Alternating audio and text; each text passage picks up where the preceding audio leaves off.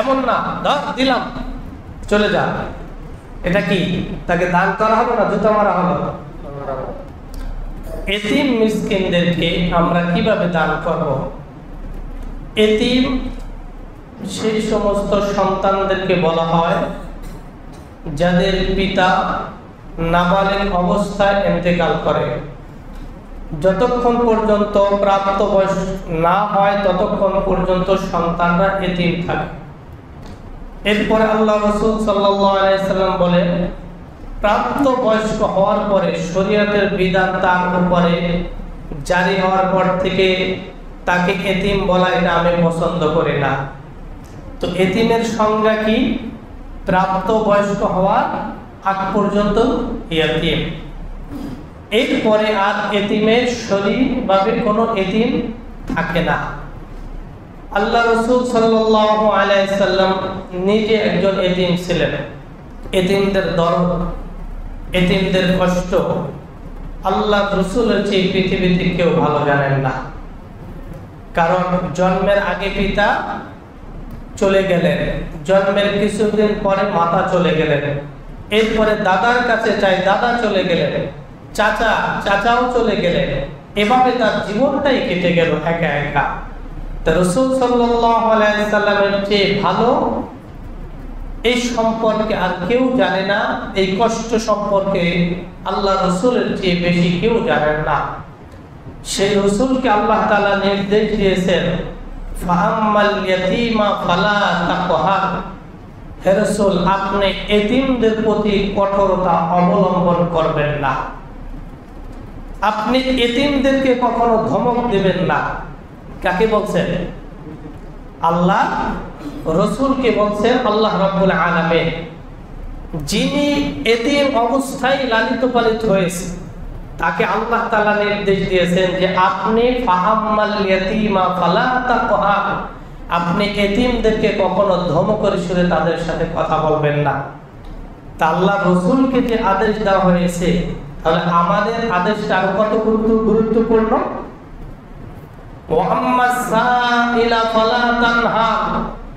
আর সরকারি ভিক্ষুক যারা অসহায় মানুষ আপনার কাছে আসে তাদেরকে আপনি কখনো তিরস্কার করবেন না, ধমক দিবেন না। তুমি আমার কাছে কেন চাইতে আসছো, অন্য দরজা দেখো না, এ ধরনের কখনো আপনি তিরস্কার করবেন না। কারণ মানুষ কখন চায়, যখন সমস্ত পথ পন্থা তার রাস্তাগুলো চাওয়া পাওয়ার রাস্তা বন্ধ হয়ে যায় আপনজনের কাছ থেকে, তখনই মানুষ অসহায়ত্বের জীবনে যাপন করে এবং মানুষের কাছে হাত পাতে। এজন্য আল্লাহ রাসূলকে আল্লাহ তাআলা নিজে আদেশ দিয়েছেন, হে রাসূল ওয়াম্মা সাইলা ফালা তানহার, সওয়ালকারী ভিক্ষুক মানুষদেরকে আপনি কখনো তিরস্কার করবেন না। রাসূল সাল্লাল্লাহু আলাইহি সাল্লাম একজন এতিম ছিলেন। পয়গম্বর আলাইহিস সালাতু ওয়াস সালাম যখন সমস্ত বাচ্চাদের বিকেল বেলা ঘুরতে যেতেন, সমস্ত বাচ্চাদের পিতারা আত্মীয় স্বজন তাদের গার্ডিয়ান এসে নিয়ে যায়, কিন্তু রাসূলকে নেওয়ার মতো কেউ ছিল না। মনে ব্যথা, মনে কষ্ট, এই যে এতিমের দরদ আল্লাহ রাসূলের চেয়ে পৃথিবীতে কেউ বেশি জানতে পারে নাই, বেশি কষ্ট পায় নাই। সেই রাসূলকে বলেছেন আপনি এতিমদের প্রতি কঠোরতা করবেন না, এবং যারা শ্রম করবে আপনার কাছে কিছু চাইবে তাদের ব্যাপারেও আপনি কখনো তিরস্কার করবেন না, ধমক দেবেন না। আল্লাহ রাব্বুল আলামিন অন্য একটি আয়াতে বলেন যে রাসূল সাল্লাল্লাহু আলাইহি সাল্লাম একবার এক জায়গায় ছিলেন, একজন এসে বললেন, ইয়া রাসূলুল্লাহ, আপনি আমাকে কিছু দান করেন। আল্লাহ রাসূলের গায়ে একটি জামা ছিল, একটি জামা মাত্র, তা আর কোনো জামা ছিল না, একটি জামা ছিল। আল্লাহ রাসূল কি করলেন, সাথে সাথে জামা মোবারকটা খুলে তার হাতে তুলে দিলেন। সুবহানাল্লাহ। আল্লাহ তাআলা জিবরাইলকে পাঠালেন, আয়াত নিয়ে পাঠালেন। আল্লাহ তাআলা বলেন সে কথাগুলো, ওয়াল্লাযীনা ইযা আনফাকু লাম ইসরিফু ওয়া লাম ইয়াকতুরু ওয়া কানা বাইনা যালিকা কওয়ামা। হে রাসূল, আপনি দান করার ক্ষেত্রে মধ্যপন্থা অবলম্বন করবেন। আপনার জামাই একটা, আপনি একটা দিয়েছেন, এখন কি করবেন? জিবরাইলকে সাথে সাথে পাঠিয়ে দিলেন, ওয়াল্লাযীনা আনফাকু লাম ইসরিফু ওয়া লাম ইয়াকতুরু। দানের ক্ষেত্রে অপচয় করবেন না, আবার কৃপণতাও করবেন না। কিন্তু আল্লাহ রাসূল আল্লাহ তাআলা তাকে কিভাবে শিক্ষা দিয়েছে? না বলা। কেউ কিন্তু চাইলে না বলা এই শব্দটা তিনি বলতে জানতেন না। সুবহানাল্লাহ বলবেন। আল্লাহ রাসূল জানতেন না যে না বলে তাকে বিদায় করব। একটা জামা মাত্র, একটাই দিয়ে দিলেন। এখন কি করবেন তিনি? আল্লাহ তাআলা নাজিল করলেন, লা ইসরিফু ওয়া লা তাকতুরু ওয়া কানা বাইনা যালিকা কওয়ামা। রাসূল যখন দান করবেন মধ্যম পন্থা অবলম্বন করবেন, এমন যেন না হয় আপনার ঘরে 2 টাকা আছে, 2 টাকা দিয়ে আপনার হাত আর এক জায়গায় বাঁধতে হয়। কিন্তু রাসূল সাল্লাল্লাহু আলাইহি সাল্লাম উদার মনের মানুষ ছিলেন, কখনো কোনো মানুষদেরকে ফিরাতেন না। আল্লাহ রাসূল বলেন, আমার নিকট যদি উহুদ পাহাড়ের সমান সম্পদ থাকে, অর্থ থাকে, টাকা পয়সা থাকে, আর আমি দান করতে করতে একটা অর্থ আমার কাছে অবশিষ্ট থাকে, এই একটা টাকা অবশিষ্ট রাখা আমি রাসূল কখনো পছন্দ করতাম না। সুবহানাল্লাহ। আমরা কি করি? যে যা করি সে তো সবাই সে সম্পর্কে জানে। তবে শুনুন, ইয়েতিম সম্পর্কে রাসূল সাল্লাল্লাহু আলাইহি সাল্লামের একটি হাদিস, আল্লাহ রাসূল সাল্লাল্লাহু আলাইহি সাল্লাম বলেন, যাদের এতিম সন্তানদেরকে যে অভিভাবক হবে লালন পালন করবে এবং এভাবে মাথায় হাত বুলাবে, এতিম সন্তানদের মাথায় হাত বুলাবে, হাত দিয়ে কেউ মোছা দেবে, আল্লাহ রাসূল বলেন ওই হাতের নিচে যতটুকু চুল পড়েছে আল্লাহ তাআলা এক একটা চুলের বিনিময়ে এক একটা সব তার আমলনামায় লিপিবদ্ধ করে দেবেন। সুবহানাল্লাহ। এরপর আল্লাহ রাসূল সাল্লাল্লাহু আলাইহি সাল্লাম সাহাবীদের সামনে উপস্থিত। এবার আল্লাহ রাসূল বলেন, ও সাহাবীরা, আমার কথাগুলো এবার খেয়াল করে তোমরা শোনো,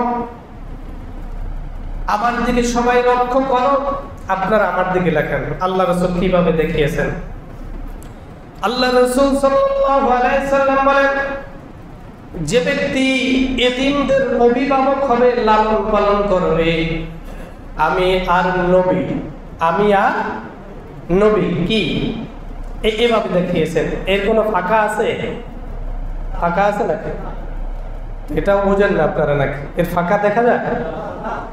রাসূল সাল্লাল্লাহু আলাইহি সাল্লাম বলেন, যারা পৃথিবীতে দুনিয়ার জমিনে এতিমদের অভিভাবক হবে, এতিমদেরকে ভালোবাসবে, তাদের দেখভাল হবে, আমি আল্লাহ রাসূল কিয়ামতের ময়দানে জান্নাতের ভিতরে এভাবে থাকবো। সুবহানাল্লাহ। এভাবে যদি থাকি তাহলে আর জাহান্নামে যাওয়ার কোনো সূরাত আছে নাকি? এজন্য এতিমদের কি দেখভাল করা যাবে তো? অনেক এতিম আছে, অসহায় আছে, একজনের দায়িত্ব নিয়ে আপনি পড়ান অথবা তার দেখভাল করেন, এই নিয়তে যে আল্লাহ রাসূল এই যে হাদিস বলেছেন যে আল্লাহ রাসূলের সাথে জানে আমি কি করতে পারি, জান্নাতে একত্রে থাকতে পারি। এভাবে আল্লাহ রাসূল দেখিয়েছেন, হয় আল্লাহ রাসূলের জান্নাতটা এখানে হবে আর এর পাশেই হবে এতিমদের অভিভাবক যারা হবেন তাদের। এরপরে আল্লাহ তাআলা নিজে বলেন, আমরা সম্পত্তি বন্টন করি। যেমন এখন ধরুন আমের মৌসুম, আমের থেকে গাছ থেকে আম পাড়লাম, আম পাড়ার পরে কি করলাম, আমগুলো আমাদের ভাই বোনদের মাঝে বন্টন করতেছিলাম। এমতো অবস্থায় আমাদের চাচাতো ভাই, ফুফাতো ভাই, মামাতো ভাই, খালাতো ভাই এরা চলে আসলো, অথবা কোনো এতিম সন্তান চলে আসলো, অথবা কোনো মিসকিন অসহায় মানুষ চলে আসলো। এবার আল্লাহ তাআলা কি বলে? আল্লাহ তাআলা বলেন, দেখো, وَإِذَا حَضَرَ الْقِسْمَةَ أُولُو الْقُرْبَى وَالْيَتَامَى وَالْمَسَاكِينَ, যখন তোমাদের সম্পদগুলো বন্টন করবে, যখন তোমরা ভাগাভাগি আরম্ভ করবে, সেই সময় যদি তোমাদের কাছে উলুল কুরবা এক নম্বরে নিকটতম আত্মীয় স্বজন চলে আসে, ওয়াল ইয়াতামা এতিম চলে আসে, ওয়াল মাসাকিন মিসকিন চলে আসে। কয়জন? নিকট আত্মীয়, এতিম, মিসকিন কখন আসবে? যে আমের মৌসুম, ধরেন এখন আম, যে কোনো ফল হতে পারে, যে কোনো খাবার হতে পারে। তো আমি বন্টন করতেছি, আমরা বসে বসে বন্টন করতেছি। এর মতো অবস্থায় যদি আমার আত্মীয় আসে, এতিম আসে, মিসকিন আসে, তাহলে তাদেরকে কি বলে আল্লাহ তাআলা? ফারযুকুহুম মিনহু, তাদেরকে তোমরা কিছু দান করে দাও, কিছু খাইয়ে দাও। ওয়া কুলু লাহুম কাওলাম মা'রুফা, দান করো আর না করো, করলে ভালো, না করলে তো আর কিছু করার নাই, করলে তোমাদের জন্য উত্তম হবে। ফারযুকুহুম মিনহু, তাদেরকে কিছু দাও। চাচতো ভাই আসছে, 10টা আম ভাগে পাইছো, সেখান থেকে 2 ভাই 4টা আম দিয়ে দাও। এতিম আসছে, 2-3 ভাই মিলে তাকে কিছু দিয়ে দাও। মিসকিন আসছে, তাকে কিছু দিয়ে দাও। ফারযুকুহুম মিনহু, তাদের কিছু দান করো। ওয়া কুলু লাহুম কাওলাম মা'রুফা, দেওয়ার পরেও তাদের সাথে সৎ আচরণ করবে, ভালো ব্যবহার করবে। এমন না ধর দিলাম চলে যা, এটা কি তাকে দান করা হলো না জুতা মারা হলো? আল্লাহ তাআলা দেখেন নিকট আত্মীয়, এতিম, মিসকিনদের সাথে কিভাবে ব্যবহার করতে হবে, তাও আল্লাহ তাআলা কোরআন কারীমে বলে দিয়েছেন। সুবহানাল্লাহ। ওয়া কুলু লাহুম কাওলাম মা'রুফা, তাদেরকে 5টা আম দিছো, যে ধরো ভাই আজকে এটা দিতে পারলাম, এটা নিয়ে তুমি সন্তুষ্ট থাকো। সে এই কথা বলার পরে সে খুশি হবে না? আর যদি 5টা আম দিয়ে ধর দিলাম, সময় আর পাওনা ভাগ করার সময় উপস্থিত, তাহলে কি আম দেওয়া হলো? ওই আম খেয়ে সে শান্তি পাবে? এই জন্য আল্লাহ তাআলা বলেন, যদি দিতে পারো তাও ভালো ব্যবহার করবা, আর না দিতে পারলেও ভাই যে মৌসুমি ফল যতটুকু হয়েছে তোমাকে পারলাম না দিতে, মাফ করো, দিতে পারলাম না, ভবিষ্যতে যদি বেশি হয় তোমাকে দিব। সুন্দরভাবে বুঝিয়ে তাদেরকে বিদায় করো। এমন নয় তাদেরকে ধমক দিয়ে, আরে যা, আমরা এখন আমাদের সম্মান বন্টন করতেছি, 10 মিনিট পরে, এরকম কথা বলো না। আকুলু লাহুম কাওলাম মা'রুফা, আর এতিমদের সাথে ভালো ব্যবহার করো। এতিমের মাল কখনো তোমরা নিজেরা লুট করে পেটের ভিতরে ঢুকিও না, ওটা এতিমের সম্পদ না, জাহান্নামের আগুন তোমার পেটের ভিতরে ঢুকানোর শামিল। আর ওয়াসায়াসলাউনা সাঈরা, কিছুদিন পরে তোমাকে জাহান্নামের আগুনে নিক্ষেপ করা হবে। নাউযুবিল্লাহ। এজন্য রাসূল আকরাম সাল্লাল্লাহু আলাইহি ওয়াসাল্লামের জামানায় এক ব্যক্তি ইন্তেকালের সময় তার শিশু সন্তান ছিল, নাবালেগ সন্তান। আবু জাহেলের নিকট এই সম্পদগুলো আমানত রেখে গেল, আর বলে গেল, আবু জাহেল, যদি আমার সন্তানটা প্রাপ্তবয়স্ক হয়ে বুঝদার হয়, তখন তুমি এই সম্পদগুলো তাকে বুঝিয়ে দিয়ে দিও। মারা যাওয়ার সময় কথাগুলো বলে সন্তানকে বলে গেল, অমুকের কাছে, অর্থাৎ আবু জাহেলের কাছে তোমার সম্পদগুলো রেখে গেলাম। তুমি তো এখন ছোট, যখন তুমি বুঝদার হবে, বড় হবে, তখন তুমি তার কাছ থেকে সম্পদগুলো বুঝে নিয়ে এসো। এবার যখন প্রাপ্তবয়স্ক হইল সন্তানের, আবু জাহেলের কাছে চলে গেল, আমার সম্পদগুলো আমাকে দেন। আবু জাহেল দিল এক ঝাড়ি। কিসের সম্পদ? কিসের সম্পদ তুই রেখেছে তোর বাবা? যা এখান থেকে চলে যান। ঘাট ধাক্কা দিয়ে বের করে দিয়েছ। ঘাট ধাক্কা দিয়ে বের করে দেওয়ার পরে আল্লাহ রসুলের দরবারে এসে হাজির। আল্লাহ রসুল, আমার বাবা আবু জাহেলের কাছে আমার সম্পদগুলো রেখে গেছে, আমি ছোট ছিলাম, আমাকে যখন বলে গেছেন বড় হলে তার কাছ থেকে নিতে, কিন্তু আমি গেলাম, আমাকে ঘাট ধাক্কা দিয়ে বের করে দিয়েছে। আল্লাহ রসুল, আমার জমানায় কি হতো, তোর 5 লাখ টাকা তুলে দেবো, 2 লাখ টাকা আমার, বলতো কিনা? নেতাজির কাছে গেলে কি বলে, তোর 5 লাখ তুলে দেবো, 2 লাখ কার? আপনি আমি তো রাজি, কারণ 3 লাখ তো পাবো, আর না তো সব জানে। কিন্তু পয়গম্বর আলাইহিস সালাতু ওয়াস সালাম, যিনি আদর্শবান, যার চরিত্র, যার আদর্শ সম্পর্কে আল্লাহ তাআলা বলেন, ওয়া ইন্নাকা লাআলা খুলুকিন আযীম, যার চরিত্র এত মহান, এত মহান, আজিম শব্দের চেয়ে কোরআন কারিমে বোঝানোর জন্য চেয়ে বড় কিছু বোঝানোর জন্য আর কোনো শব্দ নাই। এজন্য আল্লাহ তাআলা বলেন ওয়া ইন্নাকা লাআলা খুলুকিন আযীম। এত উত্তম চরিত্রের অধিকারী আমাদের পয়গম্বর, এটা পৃথিবীতে দ্বিতীয় জন আসে নাই, আসবে না, কিয়ামত পর্যন্ত আর হবে না। এবার তাকে বলল ঠিক আছে চলো। আবু জাহেলের কাছে গিয়ে বললেন চাচা এতিমের সম্পদগুলো আপনি বুঝিয়ে দেন, ওর বাবা আপনার কাছে যা রেখেছিল সব সম্পদগুলো দিয়ে দেন। আবু জাহেল কোন শব্দ না করে যা ছিল সব কিছু সম্পদ তার হাতে উঠিয়ে দিল। এবার চামচা আছে না, নেতার পাশে থাকে দুই পাশে, চামচাগুলো বলে কিরে নেতা, বলার সাথে সাথে সম্পদগুলো দিয়ে দিলেন, কোনো প্রতিবাদও তো করলেন না। আমি যা দেখি তা যদি তোরা দেখতে, তোদের কাপড় চোপড় ঠিক থাকতো না। তাহলে কি দেখেছেন? মুহাম্মদ সাল্লাল্লাহু আলাইহি সাল্লাম যখন আমার কাছে এসে বলল আবু জাহেল ও চাচা আমার এই সন্তানের সম্পদগুলো ফিরিয়ে দেন, আমি দেখলাম মুহাম্মাদের দুই পাশে দুটি বাঘ এমন ভাবে হা করে আছে, আমি যদি এক মুহূর্ত দেরি করতাম তাহলে দুই বাঘ আমাকে ছেড়ে ফিরে খেয়ে ফেলতো। সুবহানাল্লাহ, দুটি বাঘ দুই পাশে আমি দেখতে পেলাম। ওকে বাঘ নাকি ফেরেশতা? হ্যাঁ, বাঘের আকৃতি দুই ফেরেশতা দুই পাশে এসে আবু জাহেল কেমন ভীতি সন্ত্রাস করলো। আবু জাহেল টু শব্দ করার সাহস পায় নাই। সুবহানাল্লাহ, সাথে সাথে সম্পদগুলো দিয়ে দিল। ও দুনিয়ার মানুষ, এখান থেকে একটা শিক্ষা গ্রহণ করতে পারি, যদি হকের উপরে সত্যের উপরে অটল অবিচল থাকতে পারি তাহলে যে কোনো নেতাজি হোক না কেন আমাদের কাছে পরাজয় হইতে বাধ্য হবে। কথা বলেন ঠিক কিনা? যে কোনো মানুষ যদি আপনি সত্যের উপরে থাকেন, আল্লাহর কোরআনের উপর থাকেন, রাসূলের হাদিসের উপর থাকেন, দ্বীনের উপর থাকেন, ইসলামের উপরে থাকেন, আপনার কথা শুনে তাদের ভিতরে ভয়ে প্রকম্পিত হয়ে যাবে। সম্পদগুলো দেওয়ার সাথে সাথে চলে গেল।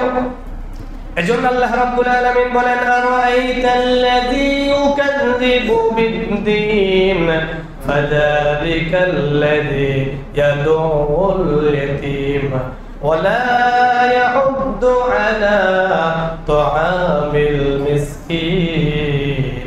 হে নবী, আপনি কি দেখেন না আরাআইতাল্লাযী ইউকাযযিবু বিদ্দীন, যারা পরকালকে অস্বীকার করে মানুষের কাছে বেড়ায়, যারা পরকালকে বিশ্বাস করে না, এগুলোকে আপনি আরাইতা, আপনি কি দেখছেন? ওরা কারা আপনি জানেন? ফাযালিকাল্লাযী ইয়াদউল ইয়াতীম, ওরা হলো সেই সমস্ত লোক যারা এতিমদেরকে গলা ধাক্কা দিয়ে বের করে দেয়। যেমনি ভাবে আবু জাহাল পরকালের প্রতি বিশ্বাস করত না, এতিমদেরকে গলা ধাক্কা দিয়ে বের করে দেয়।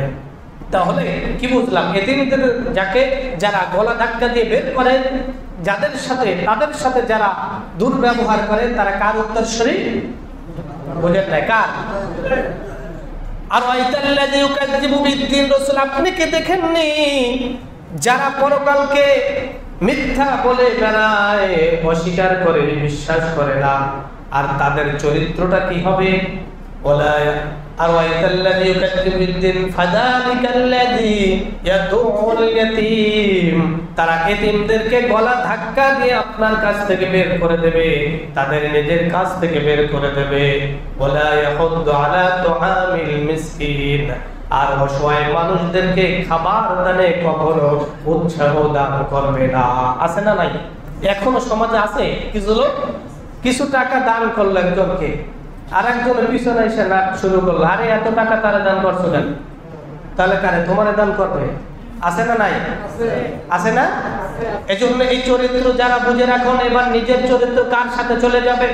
যারা এতিমদের ধাক্কা দেন গলা, এতিমদের সাথে দুর্ব্যবহার করে, এতিমদের সম্পদগুলো লুণ্ঠন করে নিজের পেটের ভিতরে ঢুকায়, এদের চরিত্র আবু জাহেলের চরিত্রের মধ্যে পার্থক্য নাই। ওয়ালা ইয়াহুদ্দু আলা তুআমিল মিসকিন, আর মিসকিনদেরকে খাদ্য দানে উৎসাহিত করে না।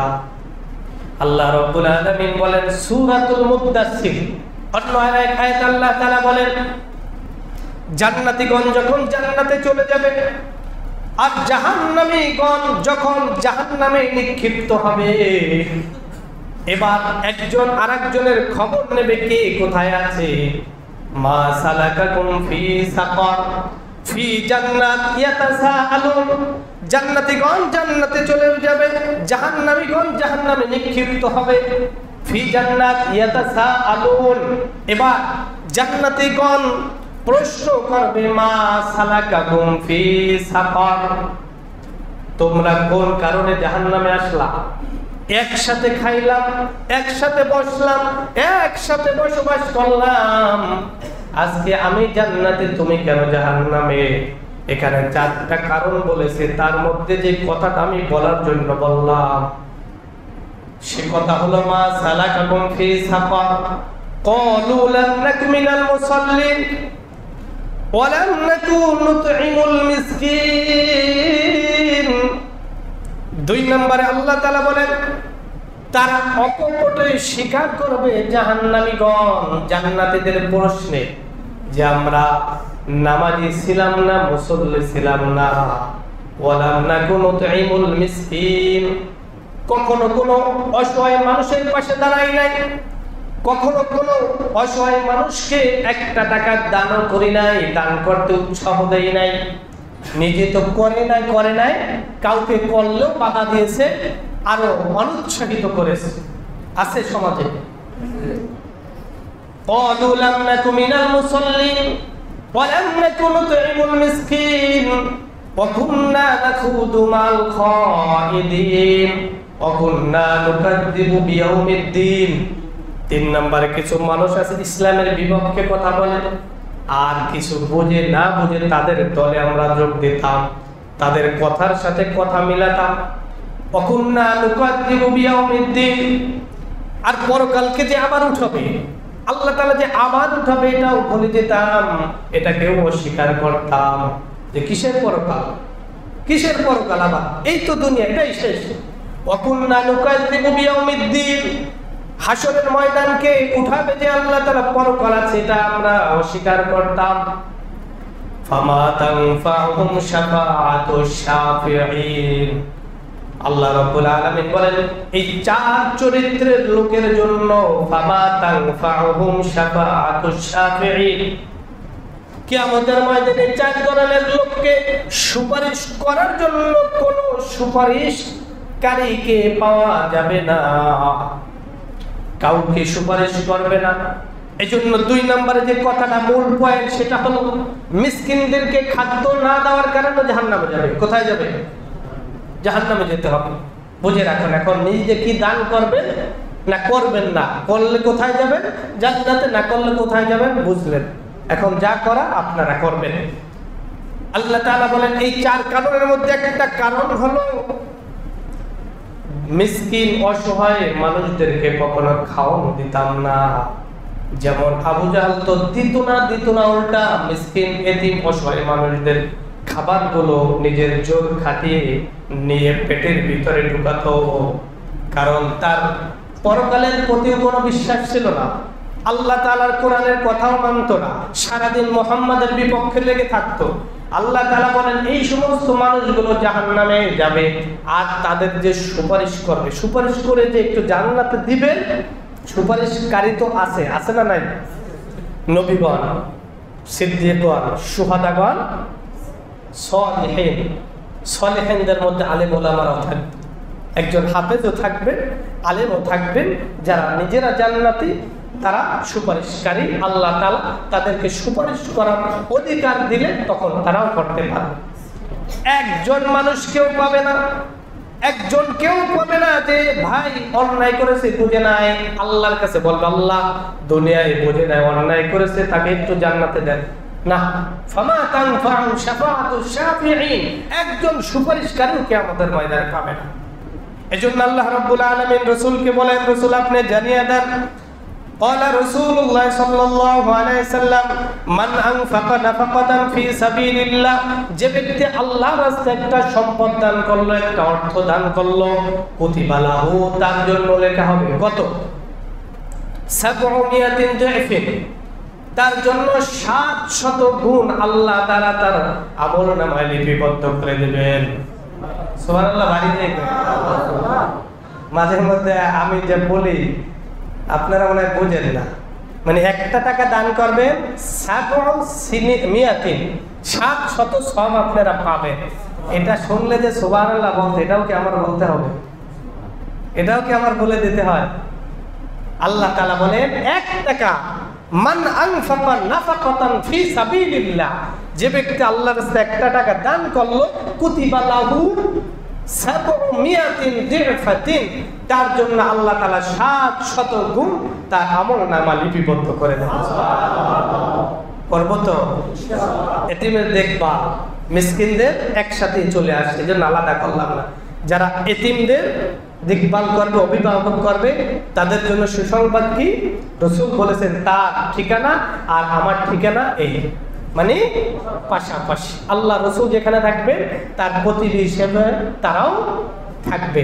2 নম্বরে যারা মিসকিনদের দান করবে, আল্লাহ তাআলা তাদেরকে জান্নাত দিবেন এবং 1 টাকার বিনিময় আল্লাহ তাআলা 700 গুণ তার আমলনামায় লিপিবদ্ধ করবেন।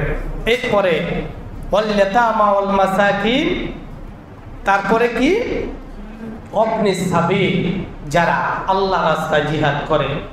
জিহাদের ডাক যখন আসে, যেই সমস্ত মানুষগুলো আল্লাহ রাস্তায় জিহাদকে শক্ত করার জন্য সরঞ্জাম দিয়েছেন, অর্থ দিয়েছেন রাসূলকে, আল্লাহ তাআলা বলেন এই সমস্ত মানুষ যদি এখন জিহাদের ডাক আসে ইসলামের রাষ্ট্র কায়েম করার জন্য, আবার অন্য দ্বারা বুঝেন না, এটা কিন্তু এই আয়াতের ব্যাখ্যার কথা বলতেছে যে ইবনিস সাবিল, যারা আল্লাহ রাস্তায় জিহাদ করবে, কথার কথা এখন যদি আসে তাহলে আমাদের যা তার সেখানে কি করতে হবে?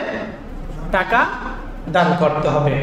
এই 5টি জায়গায় 1 নম্বরে কাদের দান করতে হবে? পিতা এবং মাতা। 2 নম্বরে নিকটতম আত্মীয় স্বজন। 3 নম্বরে ইয়েতিম। 4 নম্বরে মিসকিন। 5 নম্বরে যারা আল্লাহর রাস্তায় জিহাদ করে, আল্লাহ রাস্তায় যায়, তাদেরকে দান করতে হবে। 5 জায়গায় আল্লাহ তাআলা দান করলেন। আল্লাহ তাআলা বলেন ফালিন খায়রিন ফাইন খালিন ওয়ালিল ওয়ালিদাইনি ওয়াল আকরাবিন ওয়াল ইয়াতামা ওয়াল মাসাকিন ওয়াবনিস সাবিল। এই 5 জায়গায় তোমরা দান করো। এই 5টি জায়গায় যারা দান করবে, যে ভালো কাজ করবে, সে সম্পর্কে আমি রাসূল অবগত আছি। এজন্য আসুন আল্লাহ তাআলা আমাদের সকলকে এতিমদের দেখভাল, মিসকিনদের দান করা এবং মুসাফিরদের দান করা, আর যে 2টি প্রথম আলোচনা করেছিলাম সবচেয়ে গুরুত্বপূর্ণ হলো বাবা এবং মাকে দেখভাল করা। 2 নম্বরে নিকটতম যে আত্মীয় স্বজন আছে, রক্তের সাথে সম্পর্কিত এমন আত্মীয় স্বজনের সাথে সুসম্পর্ক রাখা। এমন যেন না হয় আমার ভাইয়ের সাথে, আমার বোনের সাথে 20 বছর হয়েছে, দেখা হয় না, কথা হয় না, তার সাথে কথা বলার প্রয়োজনও মনে করি না। আল্লাহ রাসূল তাদের জন্য কিন্তু কঠোর কথা বলেছে। ছিন্নকারী, আত্মীয়তা ছিন্নকারী, তাদের ঠিকানা কিন্তু জাহান্নামে হবে। আপনি হজ করছেন, আপনি হজ করে আসছেন, যাকাত দিয়েছেন, কালেমা ঠিকও করেছেন, নামাজ কালামও করেছেন, কিন্তু আপনার ভাইয়ের সাথে আপনার সম্পর্ক ভালো না, আল্লাহ তাআলা বলেন তোমার নামাজ, রোজা, হজ, যাকাত, দান, সদকা সব কিছু বিফলে যাবে, তুমি কিন্তু জাহান্নাম। নাউজুবিল্লাহ বলেন। এজন্য বাবা মাকে সবচেয়ে গুরুত্বপূর্ণ যে পয়েন্ট, সেটা হলো বাবা মার দেখভাল করা।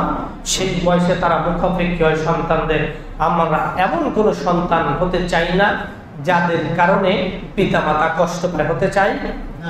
এটা যেন কারো সন্তান এরকম না হয়। আল্লাহ তাআলা আমাদের সেই সন্তান সুসন্তান হিসাবে সমস্ত সন্তানগুলো কবুল করুন, আমিন। এবং এই 5টি জায়গায় দান করে আল্লাহ তাআলা নৈকট্য হাসিল করার তৌফিক দান করুন।